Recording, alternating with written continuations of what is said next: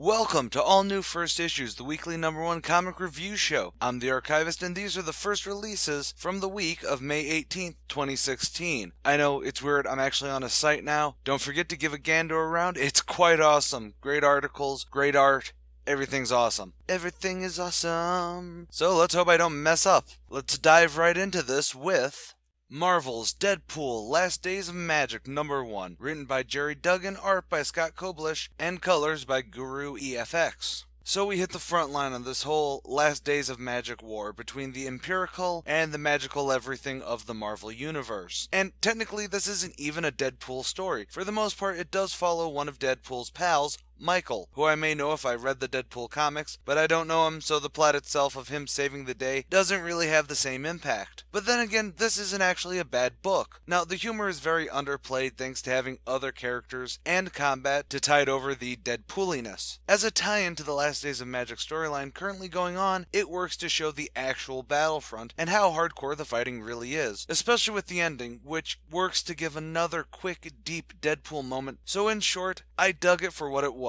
If I were more invested in the Last Days of Magic or the Deadpool books, I'd have liked it a lot more, but ultimately it was a good read, and you should definitely check it out. Next, we hop to IDW with IDW's Archangel #1 of 5, written by William Gibson, pencils by Butch Goose, inks by Tom Palmer with Butch Goose, and colors by Diego Rodriguez. How do I even start to summarize this? It's a time travel extravaganza that has a team, including apparently the vice president, traveling to 1945 to replace his general grandfather in the Pentagon. But then we hop to the Blitz end of things, where a mysterious craft crashes in a fiery wreck. A special agent comes to try and figure out what the craft was and who the people they recovered were. That is, until the VP grandson guy comes to claim them. So it's a timey-wimey story, which can always be good or bad. But as the first issue in a 5-part series, I think this definitely works. While there's a lot of questions brought up in this, it doesn't do the standard time travel thing of being overly complicated. At least not in this issue. The questions that come up are relatively natural with the story going forward. The premise is interesting, and the characters, especially the lead woman, all work well as a best foot forward. And the art is solid. The locations all feel organic and different without being distractingly so. The characters are all on model very well to keep a realistic feel to the book. So, like I said, definitely a best foot forward, and more assuredly something to keep an eye on. Also from IDW, there's IDW's Brutal Nature #1, written by Luciano Saracino, and artwork by Ariel Olivetti. Welcome to South America during the mid-1500s with Ik, a man who can transform into animals of the jungle with masks that he has, fighting back against the Spanish conquest of his native land. But when he stops to save one woman, his own village is destroyed. So he goes to the desert to find answers. All the while, the Spanish invaders are trying to figure out how such strange beasts have been decimating their forces. Now, the most immediate thing that will strike you seeing this is the phenomenal art. Olivetti brings an A-game to this that is worth the price of admittance alone. From the characters' art being unique and lavish to the location being the crisp great jungles or the Spanish cities, it is fully awesome. And even beyond the look, Saracino develops a great story set in a time period that gets very little focus as a main narrative. The character of Ik is a good soul, but still a mystic warrior that feels very natural to the setting, without feeling like that awkward warrior with a heart of gold thing that pops up a lot when writers want to make the main character relatable, nice, but still a badass. I think turning into a 10-foot tall bear really hammers that badass point in very well, so most assuredly this is a fantastic read and a perfect buy. Then we have a Titanic pull with Titan Comics Tank Girl 2 Girls 1 Tank #1, written by Alan Martin with art and letters by Brett Parson. Someone has stolen Tank Girl's tank and she's on a mission to bring it back. Along with Tank Girl are her kangaroo hubby and her stranger-than-sin BFF. However, elsewhere in Australia, the person who has her tank decides to steal the tank from the dealer and begin her own adventures as Tank Girl. It's a Tank Girl comic through and through, but by God is it even better than I remember. Now, I admit that I've only read a couple Tank Girl comics, and my main understanding of the characters still comes from the '95 film, like so many people, but is that a hindrance?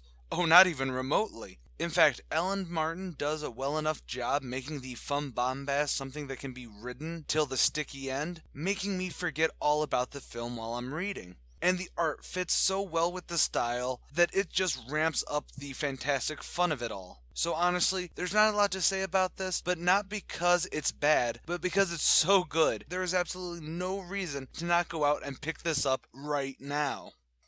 Then we move on to Dark Horse Comics May #1, written and drawn by Jean Ah, with color assist by Rose McLean. So we start off with a slice of life as a gal meets with her pal and they talk for a bit, before our titular character May gets a call from the sheriffs. Her sister, who has not been seen in a long time, has been arrested in a bar fight, so she goes to bail her out. But the stories her sister Abigail are telling are fantastical about fighting monsters, being a queen, and basically all the Bridge to Terabithia levels of, okay crazy pants, let's get you sober. That is, until they're attacked by a goblin-looking thing, and Abby kicks its butt before it vanishes. So now May is now in her sister's battle. So Jean Ah really does some great things in this, getting a good voice to all the characters, having a solid backstory between the two sisters, but there's bound to be some comparisons between this and Birthright. Someone coming back after many years having outrageous fantasy stories before their family, especially their sibling, becomes entwined in it, kinda similar. However, they're both going in very different directions with this. Birthright goes for a hard family drama and a bit more mature of a read, while this is definitely something more relatable to the teen demographic, and it works really well for that.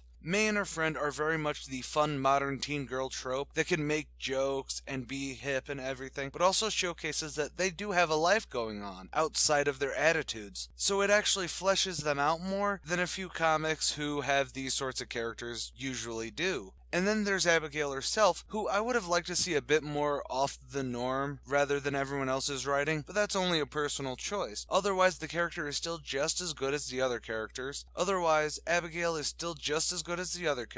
And honestly may have won my heart by missing McDonald's food the most, just humanizing her and giving it a great touch. So I definitely think that this is worth a read, just don't go in expecting a very heavy read.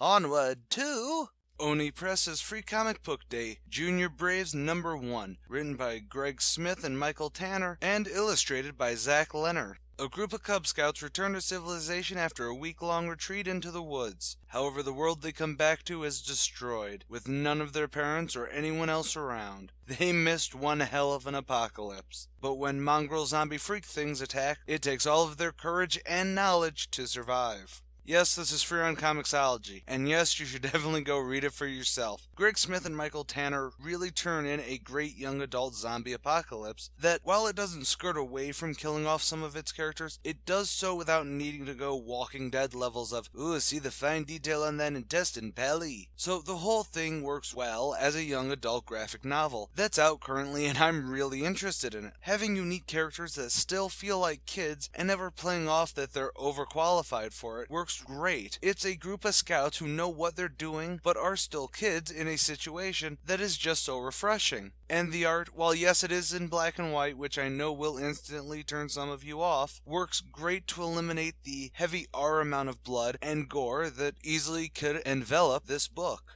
The kids all look unique enough to never get that, wait, is he the one talking? I thought he was over there vibe. So quite literally, for a Free Comic Book Day pull, this is a great preview to the whole of a series that I for one cannot wait to pick up.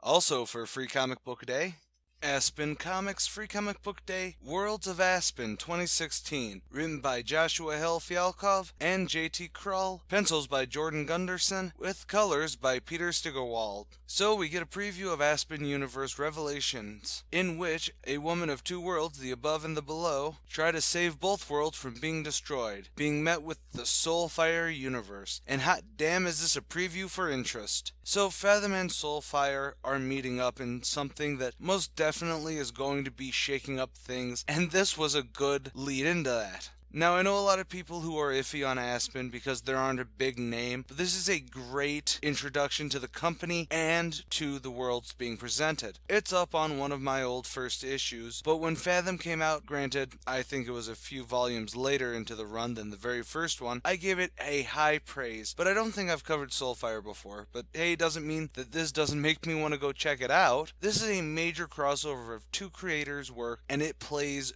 great. You can get a gauge on both series characters, and it ends right before the two of them actually go on their adventure, making you, okay, or at least me, need to check this out even more. Yes, I'll have to for all new first issues, but not the point. I want to check this out. The art is also great, with Gunderson's art being crisp and fluid, with Steigerwald's colors just bringing it up to a whole nother level. So go, my minions. I know I have no minions.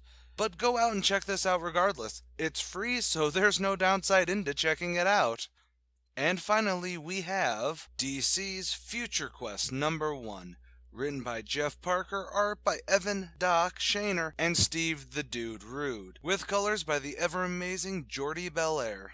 So in the Florida Everglades, Johnny Quest, Haji, and Race Bannon are exploring via helicopter and jetpack, trying to find a source of the lights happening at night. A couple miles away, Ray Randall, or as we better know him, Birdman, meets with Dr. Quest, which basically is just giving us the exposition about the vortexes they've been tracking and bringing up Dr. Zinn, the man who's beaten them to many of the vortexes. Suddenly a vortex opens, and Dr. Zinn's battle drones attack. Johnny and Haji have to run from the drones, while Race is shot down. Ray suits up to help, but the vortexes are opening even more. While fleeing from Mechanical Daddy Longlegs, Space Ghost holds his wrist up, ready to destroy Johnny and his Indian friend.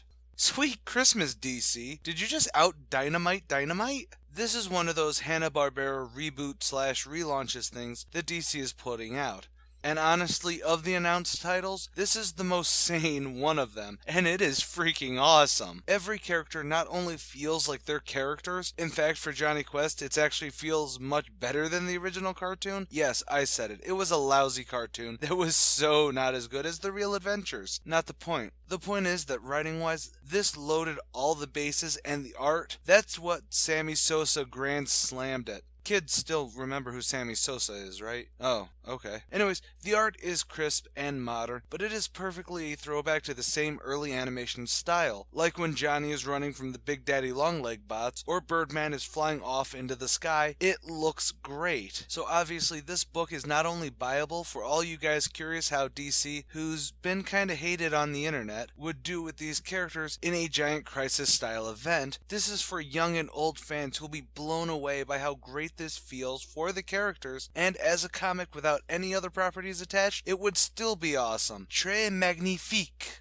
And that's a full lid, folks. It was a phenomenal week, especially since this is the first week I'm up on Badly Productions. If you agree or disagree with any of my opinions, or if I missed a comic that came out this week, leave a comment below. Don't forget to follow me on Twitter at Bradley Nephilim for comic randomness, and on the Comic Archivist Facebook page for other great books that I didn't cover on here. Please don't forget to check out some of the amazing articles on Badly Productions with gaming, comics, and movies, and so much more. As always, stay golden, Inklings.